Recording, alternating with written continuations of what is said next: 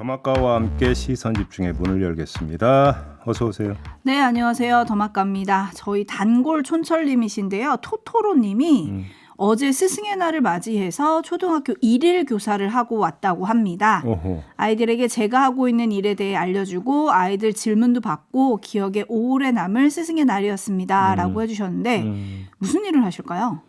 그게 그 학교 같은 경우 이제 부모님 직업에 따라서 그러니까 모셔가지고 직업 얘기 듣는 게 있어요. 어허. 그러니까 다양한 직업이 그러니까 다 이제 초청이 되고 하는데 이분은 무슨 일을 하시는지는 모르겠습니다만 그래갖고 뭐 견학 가고 이런 경우도 있어요.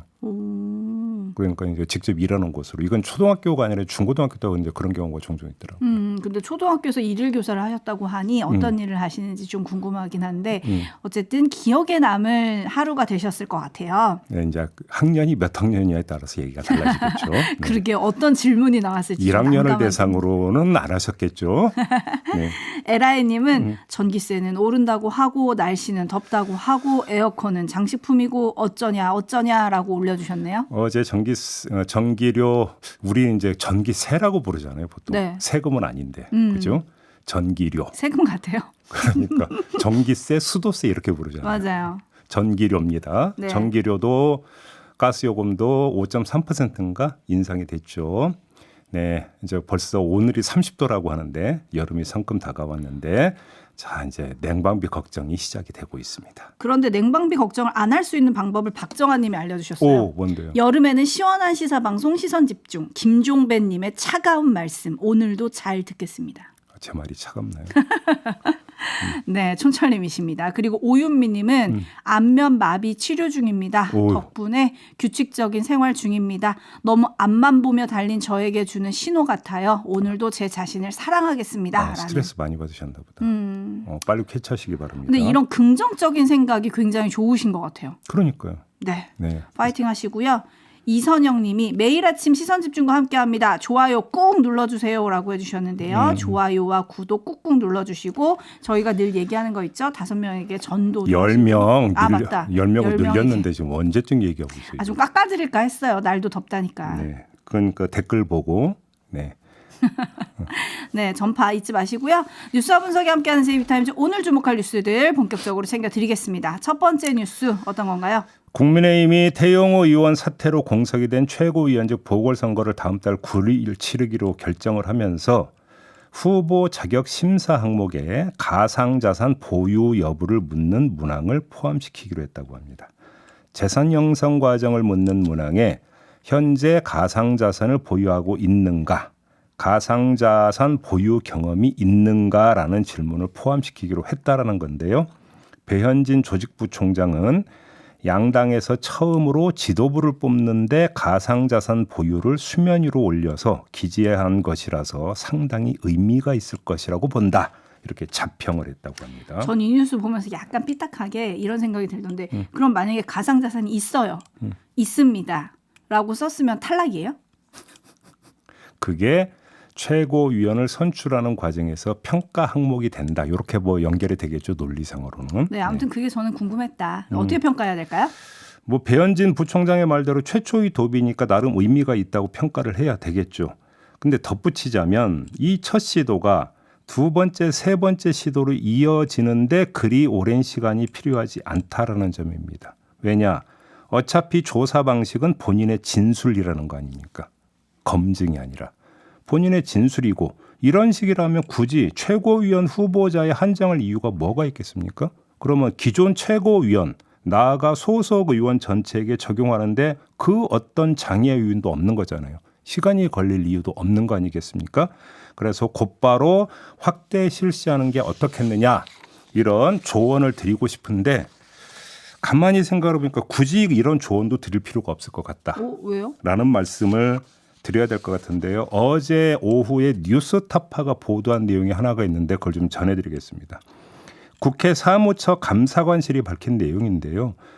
2023년 정기 재산변동 신고 안내서를 국회의원과 신고 대상자들에게 배포해서 가상자산을 신고해달라고 요청한 일이 이미 있었다고 합니다. 이미. 그러니까 비트코인 등 가상자산을 보유한 경우 변동 요약서 작성 시 재산 증감 사유 부분에 해당 통화 보유 수량 및 취득가액, 평가의 기준 등을 기재해달라고 요청한 바 있었다라는 겁니다. 하지만 지금 뉴스에 그러니까 그 초점이 되고 있는 김남국 의원은 올해 3월 공개된 재산 내역에 이 부분을 포함시키지 않았다라는 거고요. 김남국 의원 문제는 좀 이따 다시 이야기를 하겠습니다만 그러면 저는 관련 뉴스에서 다른 의원이 이 재산 신고하면서 가상자산 보유 여부를 밝혔다라고 하는 뉴스를 접한 적이 없거든요. 그러면 국회 사무처 감사관실에서 요청을 했음에도 불구하고 자진해서 진술한 다시 말해서 신고한 국회의원이 한 명도 없다라는 이야기가 되는 거 아니겠습니까? 그러면 최고위원 후보에게 굳이 이걸 물어봤자 없음이라고 나오지 않겠느냐라는 겁니다. 확인할 방법이 없으니까. 그리고 소속 의원 전원을 대상으로 해봤자 나오겠느냐라는 겁니다. 그러면 여기서 이런 문제가 발생합니다. 올해 초에 국회 사무처에서 요청할 때는 기재하지 않았다가 만약에 전수조사에 들어간다고 치면 이때 그러면 밝히면 그건 또 어떤 얘기를 듣게 되겠느냐. 국회의원 입장에서. 이런 이야기가 성립이 되는 거 아니겠습니까? 네, 그러다 보니까 촌철님들의 관심은 전수조사로 좀 모이는 것 같습니다. 그러니까 제 얘기가 지금 국회 사무처에서 올해 초에 했던 게 사실은 전수조사의 일환이었던 셈이다. 이게. 왜냐하면 본인의 진술과 신고로 한정이 되는 전수조사라면 이미 1차 시도가 있었다는 얘기예요. 근데 문제는 이때는 아무도 주목하지 않았던 거고요. 앞으로 만약에 전수조사를 합시다라고 하고 하면은 전 국민의 관심이 쭉 집중되지 않겠습니까? 그러다 보면은 뭐 손들고 신고하는 분들이 있을 수도 있지 않을까요? 바로 그 지점인데요. 그래서 손들고 신고했으면 그러면 상식적으로 그러면 왜 올해 초에 국회 사무처에서 요청할 때 왜 그때는 그러면 신고 안 하셨어요? 라는 질문에 봉착하지 않겠습니까? 그럼 어떡합니까? 이러지도 못하고 저러지도 못하나요? 제가 볼 때는 꼬여가고 있다 이런 이야기가 되겠습니다. 아하, 참. 어떻게 해야 되나요? 근데 이런 와중에 지금 민주당에서는 김남국 의원의 윤리위 제소를 놓고 또 당내에서 여러 가지 내용도 나오고요. 예. 진상조사 중단 얘기도 나오던데요? 일단 엊그제 이제 그 쇄신 의총이 열렸을 때 이 자리에서 김남국 의원을 국회 윤리특위에 제소해야 한다는 의견이 여럿 나왔는데 결의문에서 이 내용이 빠져서 여기저기서 항의가 있었다라는 거거든요. 어제 오전 비공개 최고위원 회의에서도 이 문제가 거론이 됐는데 한 최고위원이 윤리특위 제소가 결의문에 왜 빠졌느냐 이렇게 따져 물었고 박광원 원내대표가 당이 계속 조사하기로 했는데 곧장 윤리위에 보내는 건 맞지 않는다라는 취지로 답을 했다라는 거고 일부 언론은 일부 의원들이 이재명 대표가 미온적이었다라고 하는 점을 지적하고 있다. 또 이런 보도도 내놓은 바가 있습니다. 네, 누구 말이 맞는 겁니까? 제가 볼 때 지금 단계에서 윤리특위 제소가 핵심 문제는 아닌 것 같습니다. 왜요? 자, 윤리특위에 제소하자라는 이야기는 이런 차원이겠죠. 그러니까 상징적으로 민주당의 의지를 적극적으로 표현하자 이런 차원이라고 봐야 되는 거 아니겠습니까? 그렇죠? 그러면 의지 표현 말고 실제적 측면을 봐야 되는데 어차피 윤리특위에서 다룰 수밖에 없다. 왜? 국민의힘에 의해서 제소가 이루어졌기 때문에. 일단 첫째 이걸 봐야 되는 거고요. 두 번째 민주당의 입장에서 볼 때도 절차를 밟아서 나쁠 건 없다라는 겁니다. 일단 그 겉으로 드러난 명분으로는 당에서 진상조사단을 꾸려서 조사를 하고 있으니까 그 조사 결과에 따라서 그 다음 단계로 윤리특위에 제소해도 되는 것이죠. 그러니까 당에서는 조사를 하면서 조사 결과도 나오지 않았는데 윤리특위에 제소한다라는 뭐 그림이 모양새가 이상하다라는 판단도 할 수 있다라는 겁니다. 저는 그 판단도 할 수 있다고 봅니다. 그런데 다른 측면에서 전략적 측면에서 봐야 되는 포인트도 하나가 있다. 그게 뭐냐면 자 민주당이 진상조사를 했어요. 그런데 구체성 있는 조사 결과가 나오지 않아요. 왜?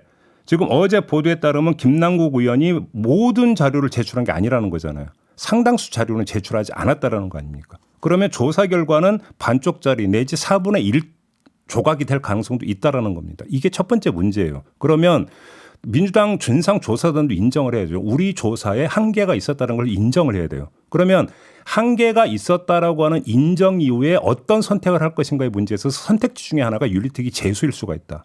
민주당 입장에서. 두 번째, 조사 결과 그 결의문에 보면은 조사를 한 다음에 조사 결과를 가지고 발표할 수 있다라는 내용이 있잖아요.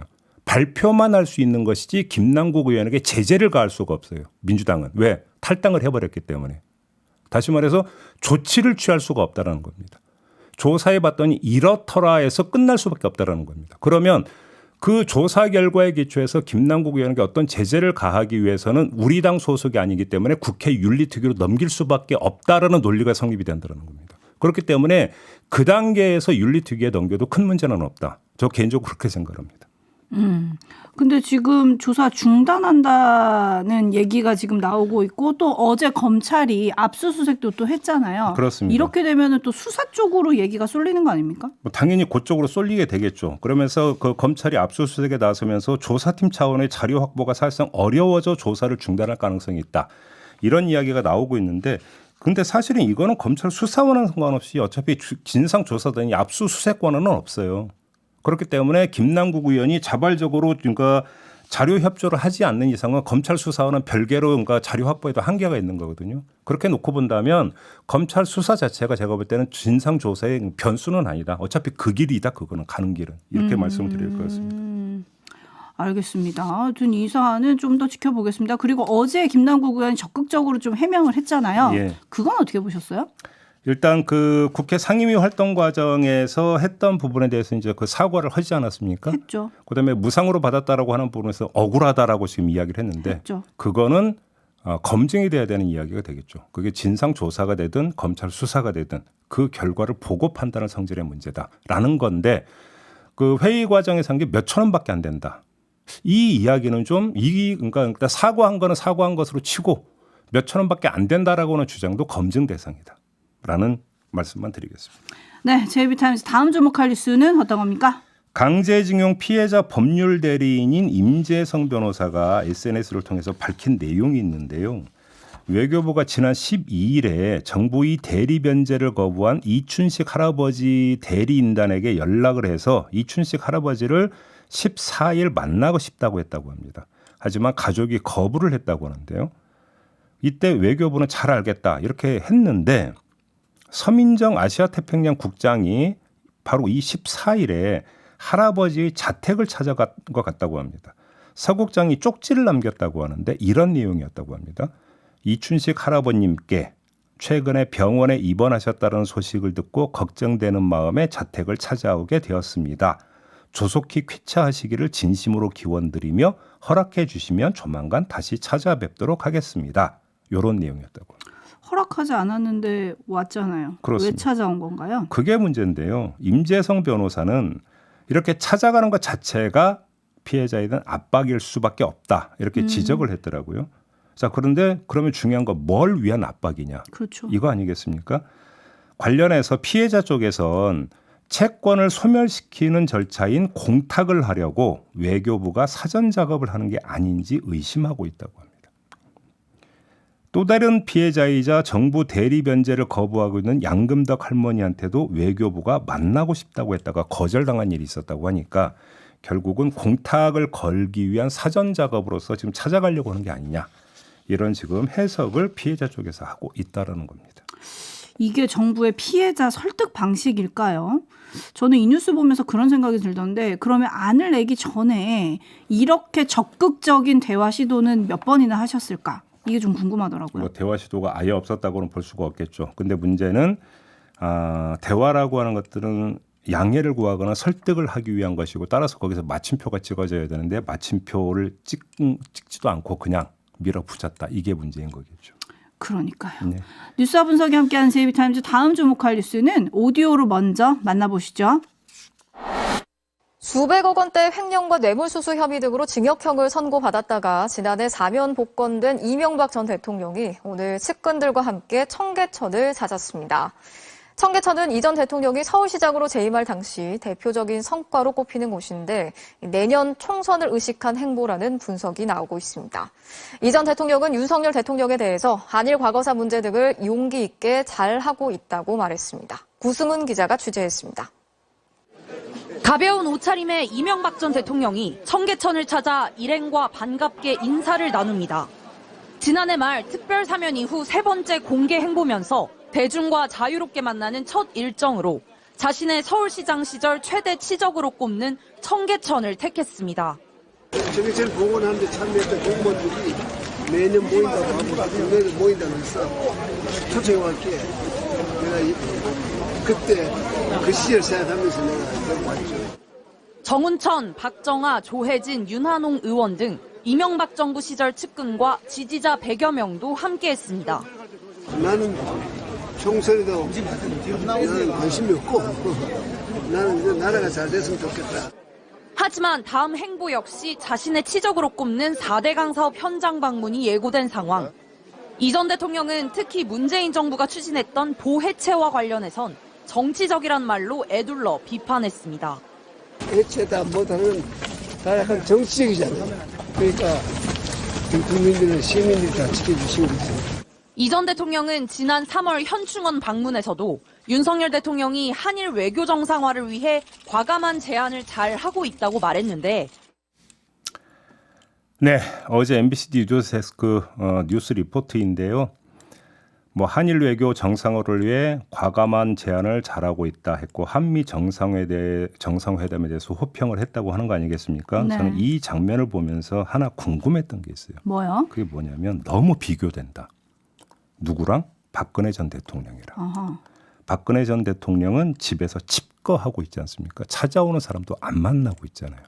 근데 이명박 전 대통령은 대외 활동을 참 활발하게 한다. 너무 대비된다. 그러면 이 그 대주단의 행보는 어디에서 기인하는 것인가? 혹시 부끄러움의 차이에서 기인하는 것이냐? 근데 그렇게 보기는 힘든 게 대법원의 유죄 확정 판결 똑같이 났던 사람 아니겠습니까? 부끄러움의 차이가 있을 수는 없을 것 같다라고 하는 것이고 그러면 무엇일까? 친화성의 차이 아니겠는가? 저는 이 점을 한번 봤는데 친화성이요? 윤석열 정부에 대한 친화성. 아하. 자, 윤석열 정부를 두고 일각에서는 이명박 정부 시즌2라고 할 정도로 그때 그 인물 다수가 현재 요직을 점하고 있는 상태 아니겠습니까? 예를 들어서 이명박 전 대통령이 호평했던 한일 한미 정상회담의 3파 역할을 했던 김태효 국가안보실 제1차장만 하더라도 이명박 청와대에서 기획관을 지냈던 사람입니다. 자, 윤석열 정부에 대한 바로 이런 어떤 친화성을 그러니까 느낄 만한 여지는 충분히 있다. 그래서 윤석열 정부에 대한 이 친화성의 차이가 두 전직 대통령의 행동 차이를 낳은 것은 아닌가라는 생각도 그냥 개인적으로 한번 해봤다. 이런 말씀을 드리겠습니다. 네, 역풍이다님이 산책은 조용하게 생각을 정리하는 거 아닌가요? 라고 보내주셨는데요. 판단은 촌철님들께 맡기겠고요. JB타임즈 다음 주목할 뉴스 어떤 건가요? 정광훈 목사가 어제 기자회견을 열어서 5.18의 북한 개입설과 헬기 사격이 없었다는 주장을 거듭했고요. 그러면서 또 뭘 주장을 했냐면 유엔 인권 이사회로 가져가겠다고 했습니다. 5.18 특별법 있잖아요. 네. 5.18 폄훼한 것에 대해서는 처벌할 수 있다라고 하는 이거에 대해서 유엔 인권 이사회로 가져가겠다 이렇게 주장을 했는데 제가 한 말씀만 드리겠습니다. 정광훈 목사가 지금까지 노이즈 마케팅을 많이 해왔잖아요. 그래서 그 전에 노이즈 마케팅이 소재가 뭐였습니까? 문재인 탄핵이었습니다. 근데 더 이상 탄핵을 하고 말고 또 없지 않습니까? 임기 끝났고 퇴임을 했고 그 다음에 꺼내던 카드가 뭔지 아십니까? 바로 광주예요, 광주. 아하. 그러면 도대체 이 광주를 통해서 도대체 마케팅을 어떻게 하려고 하는 것이냐는 모르겠는데 광주를 가지고 노이즈 마케팅을 하려고 작정했다라고 하는 것은 여러 뭔가 경로를 통해서 지금 신호가 지금 포착되고 있는 거 아니겠습니까? 그러면 우리 사회는 어떻게 대처해야 되겠습니까? 본인이 부당하다면서 유엔으로 가져가려고 하는 바로 5.18 특별법 거기에 뭔가 폄훼를 하는 거에 대한 처벌 조항이 있지 않습니까? 이거를 적용하는 그것도 단호한 적용이 하나의 대처법이 될 수가 있다. 이 말씀만 드리고 싶습니다. 법과 원칙. 그렇죠.